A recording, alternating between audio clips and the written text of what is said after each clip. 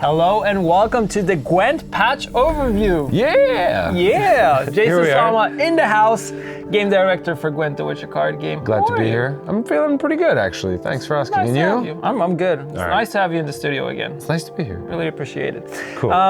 We are here to talk about patch 2.2, aka FTYX patch, that's a hard one, aka the new tutorial patch, aka the new starter decks patch, aka a lot of cool stuff patch. That's too many AKAs. AKA new board patch.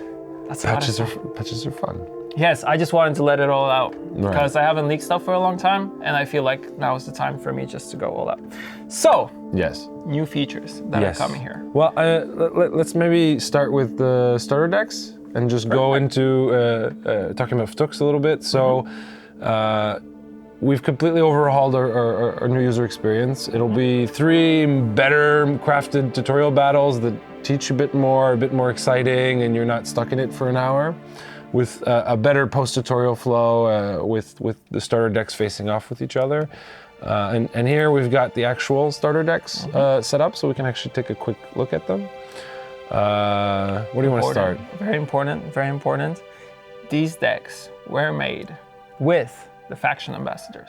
Yes, they were. Each of them basically made them, and then we took them and tried to make sure that they were all on the same power level. Yes, and you had to fight some people. Yeah, I did. Like, I wanted to put like traps, at least 1 or 2 traps into the Sequoia deck, just so that new players can see that traps exist. And yeah, Pumpkin didn't want that. He's like, I want the best starter deck. I want to destroy all the other factions.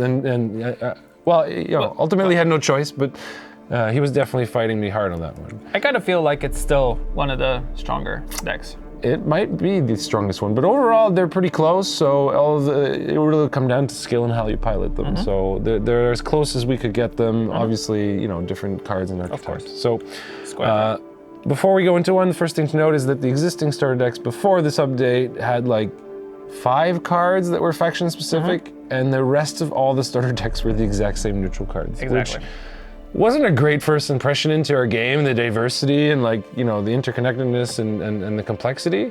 So in this case, the new starter decks, as we can look here, have almost no neutrals. In this case, we have 2 Elzer's Thunder, 2 Elder Bears, and is there any other neutrals in here? I don't think so. I don't think so. So as you can see, Geralt of Rivia. So every starter deck has Geralt of Rivia, which is a nice, which is the only legendary that is in the starter set now, but it's... he's been here since the beginning. It's going back to the beta days. Geralt used to be the go-to starter. So, for example, Jaggeris helped us with putting in both Serret and Ox, and we thought that was a really nice inclusion because those are kind of like staples in Nilfgaard. You can see that some of the... Nilfgaardian Knight is here is also a staple. Yeah, so we weren't afraid to put cards like Nilfgaardian Knight into the starter decks. We have the Imperia Brigade, so you'll actually see that almost all the starters, if not all of them, just double check, actually have that summoning staple to them. So for example, if we take a look at the monster starter deck, you'll also see that we put Wild Hunt Riders into the starter deck. So the monster deck focuses a lot on making sure that you properly set up your consumes for later. So Osrol's still in the starter deck. It's definitely got a big unit like Old Spear Tip to really help with that. It's also got a lot of Thrive inside of it. So you have the Alpha Werewolf, you have the Wild Hunt Riders, which require dominance. You have the Wild Hunt Hounds and the Navigators. It's a very Wild Hunty theme. It really fits Aridin as a leader too, which is really cool. I really like that you were very involved in the process. Like you went really hands-on. Like I really want to look into these decks. I really want to get on. Yeah, I had a lot of fun figuring out how to make them. Like it was for example, cool to watch. The Griffin, right? Like Griffin requires you to sacrifice something. So I actually went and tweaked the starter deck here, and I decided why not put Narcospore? I mean, it's not as strong as it used to be before we toned it down a bit, where remember it had Thrive. Yeah. It's not as strong as it was anymore, but AKA Larry. AKA Larry. But it's still a nice target for your Griffin, and it actually synergizes when playing the decks really well. I don't know how much we want to go into. Well, you still haven't gone to Scoia'tael, which I like. I know, I'm saving the best for last. I was like, Scoia'tael. I think we should play that one against AI just to show off how fun the starter decks are. What do you say? That's a good idea. That's a good idea. So here we've got, again, very few neutrals. We have a nice little Lacerate. This one focuses a lot on bloodthirsting, and we do have a little bit of heal just to show off that mechanic, even if it's not prevalent. Again, you'll see we've really included... Freya's Blessing for returning stuff from the graveyard. Pretty much what I like about the starters is they showcase pretty much everything that the faction is known for, so anything that you can expect. So it's a mix of everything, but it's put in a package that actually works super well. Because for the previous starters, the problems we had, that they were kind of like all over the place. So yeah. And they all have room to grow. So one thing you might have noticed is this top area has changed. There's now 3 numbers. We still have the 25 unit minimum, so if we were to remove a card right now, this would turn into a little X and we'd have 24. We have provisions now. Instead of how many provisions my deck is using out of the max, we've decided to change it into one number, and that's how many provisions you have left. So if right now, if I was to, I don't know, add Gaunter into the deck, it would let me know that there's 6 provisions left that I can put into this deck.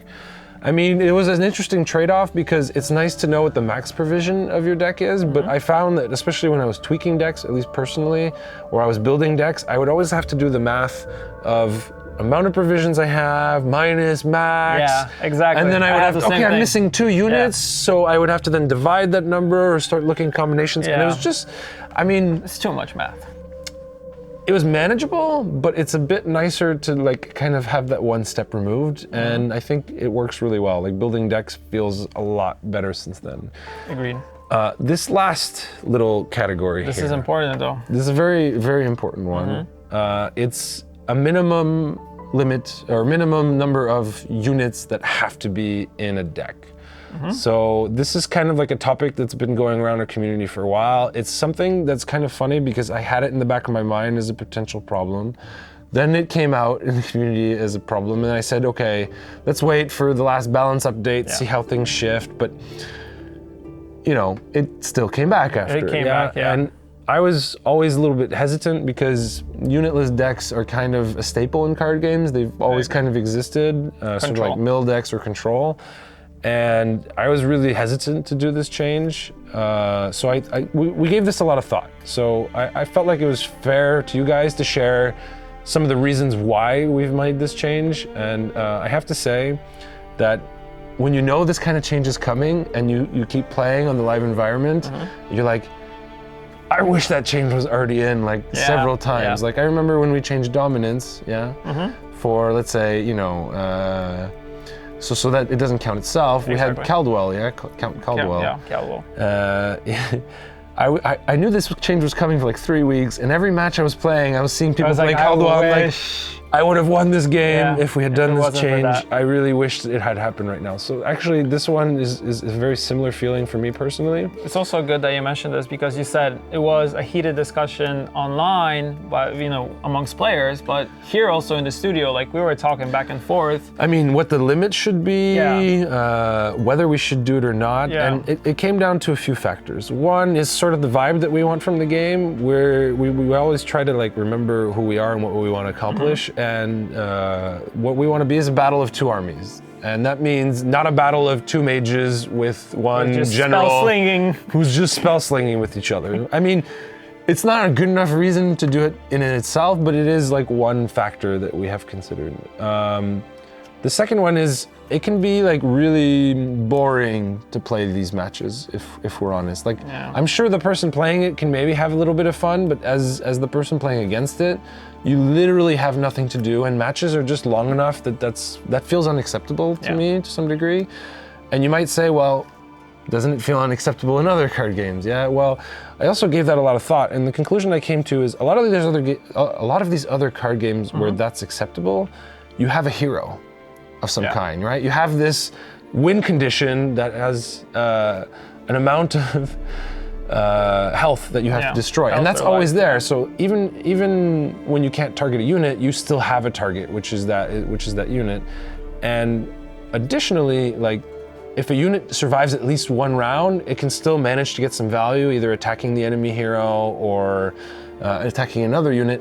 Whereas in our game, Well, no. No, if it takes you 3 turns to wipe the board, it's a win. It's pretty much, your opponent plays something, it doesn't matter, play, right? play, counter, and it's like, well, you're not getting points on the board. So I feel like from a gameplay perspective, due to the nature of our game, without heroes, without like card going draw, face and all that stuff. going face and all that stuff, like unitless decks just don't work the way they should. That being said, we put in a limit of 13, which is kind of a funny number. It's a little dark. I remember it was 12, 10, I think 15. I think we really hung up on 10 and 15 in Yeah. the beginning, and I think we felt like a minimum of 15 was a bit high. Yeah.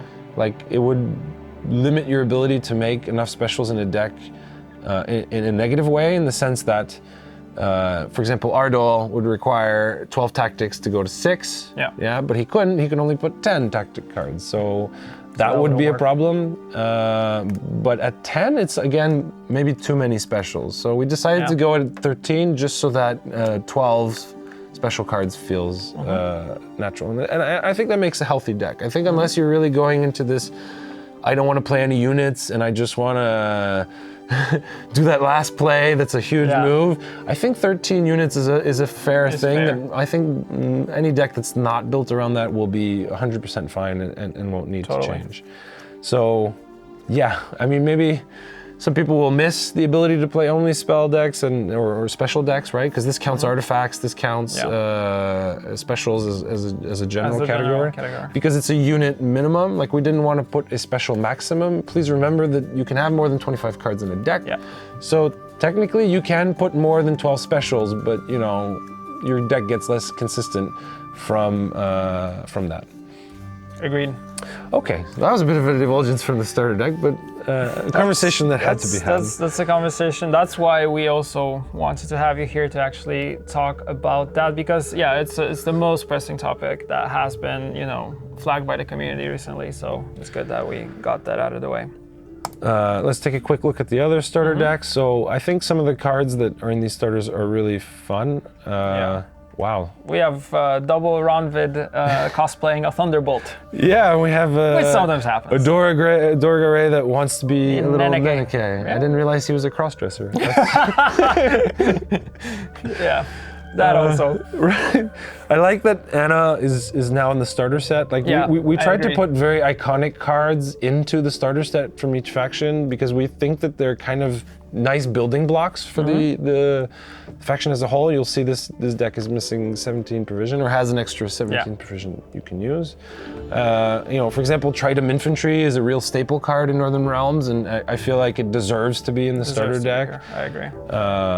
Prince Stennis with charges. We obviously have machines for Henselt. He needs a few. Ballistas, Trebuchets, the reinforced ones, and Siege So Towers. there's some really nice synergies. There's definitely some nice targets for full test. This will be, it's definitely actually one of my favorite starter decks. This and Monsters. Skoy is too easy. Skoy is to too win easy? with. What do you mean? It's too good. It's too good. Again, Sheldon, what's wrong with Dora Garay today? He likes to, like you said, change his image. He's the new doo-doo. Yeah. Just forms into different beings. So in Scoia'tael, you'll notice we have War Dancers. The Dragoons are very common, especially if you're doing any kind of movement deck. Obviously, there's the incinerating traps that we were talking about earlier. Which is cosplaying today. Yeah, that's weird. With the Defender. Yeah, they sometimes shift. I think you're quite happy that your boy Pavko is now unmillable. Yes, that's the thing I wanted to say. I think we just didn't want the scenario. You now have to have me in your starter deck, and you cannot mill me, so I will be in your collection forever. So yeah, I'll live with that. Very, very carefully made decision there. And, we have like Milan that's now part of the starter set. Like I wouldn't say she's an auto include in Scoia'tael, but she's definitely a staple. And I feel like she is in every almost Scoia'tael deck. Like everyone plays her because she's pretty badass. She's great, and her utility is just awesome. Same with Sheldon. Like Sheldon's now played a lot. Yeah. Because he's you just buff him a little bit and just remove, boom. All right. Really good last play also. So yeah. While we're in here, maybe we go over just a few quick card changes, maybe? I think we can actually show Aridin, since he got an additional charge. Yeah. Sure? I thought he got an extra damage boost. Boost change from 2 to 3. Yes. You're right. You got me there. You just Charges testing are me? the Are you same. testing me? No. Charges are the same. Okay. My bad. You're testing me. I was like, wait a second. So yeah, Aradin is underperforming. We're trying to give him a slightly better boost to see if that works. And Players we'll talked keep, a lot about him, so we'll keep a lookout on how he performs. I think there's only this is generally a light update. We'll be changing mostly little power tweaks of usually one max change, and obviously small provision changes. But this will probably be the smallest balance update that we do as we prepare for the next expansion, which is coming soon, hopefully. Very soon. Expansion. I'm excited for it. And I believe the only other leader change we did was Morvan. Morvan, and here we have with the provision bonus. Yes, we gave him from 15 to 16, exactly. So he has an extra provision. There is one other small tweak that I felt like, since the community was talking about it, we should mention it, and that is my boy Cleaver. Oh, okay. So he's a bit too auto-include for a lot of people right now. He's been mentioned. For now, we want to just change his provision from 9 to 10 because that's closer to the value he usually gets if you count the fact that he removes something almost guaranteed very often at the beginning of a match. So yeah, he's become quite a staple in most decks, so yeah. So that's the other, I think, more significant balance change that might be noticed by people. What's that I see in the background there? It's a new board. It's the Tavern Board. I also added a new card back, Season of Magic is here. So we'll get into that after, I think. Yeah. So we definitely have the Season of Magic coming. That's the cool new card back. Yeah, you'll be able to get. Yeah. They're pretty cool, the card backs for the season. I think they're beautiful. They did such a wonderful job. I love them. So. We're playing with Squirtle. Is it? Did I choose Square? Uh-oh. Yes. All right, let's see if together we can crack the AI. We have been working on improving the AI a little bit. AI is a little bit better with this patch. It is, but still, it's the AI. Can't outbluff a real person. Come on. Of course. All right. Look at this beauty. There's two of the infamous traps. It's not the best hand. You have 2 volunteers. Which is I mean, volunteers are easy pick. You know? I would maybe ditch one trap. Definitely ditch a trap. Exactly. Now it's looking a lot better. I think I would just keep one just to see what we can get out of the I agree. Queen. I mean, you're the game director. I can't argue with that. Look at the board. I love it. We actually teased this once already, but this is the final one. You know what's funny? I should be embarrassed to tell this story, but recently when we were reviewing and doing the new game boards, I found out that you could middle mouse button click to actually see the edges of the board. I don't know why I never did it. I just enjoyed the boards the way they were, and I'm like, wait, what? Also, what's cool is what you guys asked for is actually the ability to see your avatar and border and title in the game. Yay! Yay! And you can actually hide it. And you can hide it. So if you're a streamer and you were asking for this, you can now hide your name. You can hide your opponent's name. See, it's not there. Perfect. Boom. They cannot stream snipe you anymore. And we moved the hand counter to the bottom right. And also the number of charges is a little bit bigger, which is a lot easier to pretty much see and use. And it sticks out nicer. Yeah. The other noticeable change is we will have row counters now when weathers are going. Yes. And you'll notice the row scores are gone. Yes. It makes this a lot cleaner, but for anyone who wants to know what the row scores are, you can actually just click. Wow. And they come out, so you still have them, and you can just click to hide them again. So love it. I think it works pretty well. Perfect. So, what should we do first here? Let's just beat the AI. Well, that's a good game. Well, I liked, I like to start with normally the agitator. Right. Easy first play. Yeah. The defender, of obviously. Course. And then let's just save that tactical advantage. Instead, he has cleaver. No. It doesn't have. So we have a little brand warrior. I wonder what's coming. It's just making little Aracasses. So should we? I think we should just lock it, yeah? So he doesn't actually get that extra 3 ping on us. Totally lock it. Let's just lock that. I'm not sure the Aracas Queen will have much better lock targets for us. And let's just buff. Scare him a little bit. Ahead on points. 12 to 6. 12 to 6, easy. It's a spear tip. Interesting. I mean, let's see what he plays. Maybe we'll get a lucky trap. Unless he passes. Well, then we have an easy 3 cards to win the round. Yeah. Oh, that's a good one. That trap was nice. perfectly placed. I knew it. All right. I mean, let's get our volunteers out. I love that they're not melee locked anymore. I love that too. Because I used to always fall into that trap. And now we're at nice thinning. And he passed, and I would think we just go to the 3rd round and we just... At 1 point. What's our 1 point play? I think we get rid of the officer, yeah? Yeah. Boom. And now, Ericus Queen has no more charges. Yes. He's gonna have a hard time with that gusty work if he gets it. Yeah, and we still have our leader ability to use. So yep. See, trap was good. Yeah.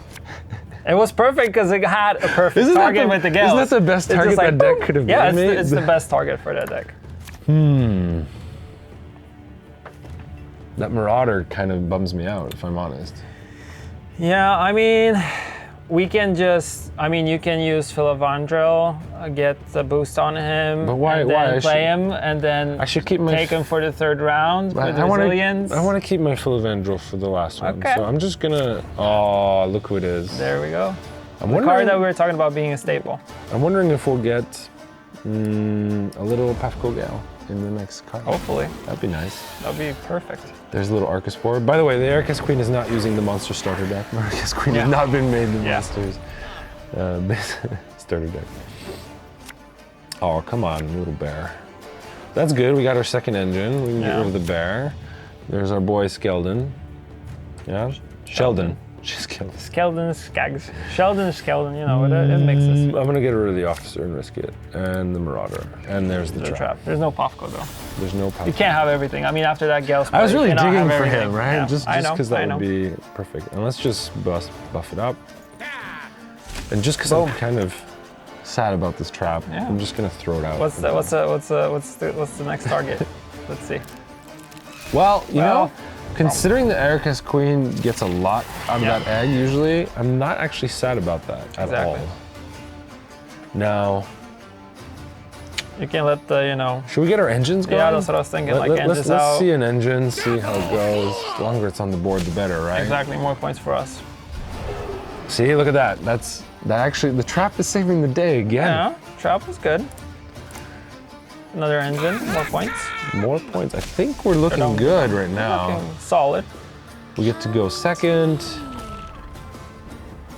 Look at that, no Death Wish target. Again, that trap Denied. is a hero. Denied. That is a hero fireball trap if I've ever seen it. We got this Geralt, so I'm kind of hoping he eats more than he should. Yeah, if he eats more, then perfect target. Maybe we just kind of deny him a little bit of food, so he has to eat something bigger, yeah? Yeah. And our engines tick tick. Boom boom. Tock tock. Tock tock. Sounds a little bit like your Polish accent. Does it? Oh no. I really want to get rid of that drone because I know he'll just eat it. Yeah, and then I won't get my beautiful Geralt target. So what do you say we just fire and free? We're in a good lead, yeah? Oh yeah, it's only one. Each one. It's only one. Well, she'll do the job. Let the dance begin. So far, we got what? We got an 8-point lead. Got 10 point actually, yeah, 2 engines going on. I think we could almost pass soon.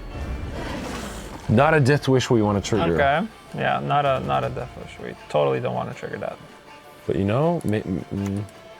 maybe we'll just buff him a little bit. Still. Looking good. Ping ping. 33 to 20. 13-point leads, yeah. It's going. So the start decks are pretty good, right? Well, yeah. I've seen people struggle with the AI with proper decks before. Well, less advanced players, but still. Yeah. The value of these decks is pretty high, and that allows us to do a lot of fun plays. I don't want to use my Skeldon yet. Yeah, especially to get rid of a drone. Yeah. Well, 5, 6, 7, 8, yeah. We still have some time. We can, yeah. There we go. Boom. Maybe we'll just play quickly because I think. Yeah. I'm thinking about using the the Dragoon? Will we move with it? I think we're just good at this point. Yeah. Like, you know what? You know, really? You're that Dude. you're that confident to just pass with 3 cards in your hand. 14-point lead. I'll get an extra 2, 4, 6 points. That's 19 points. Can the AI do 19 points in 2 turns? I think for entertainment reasons, I'm just gonna do it.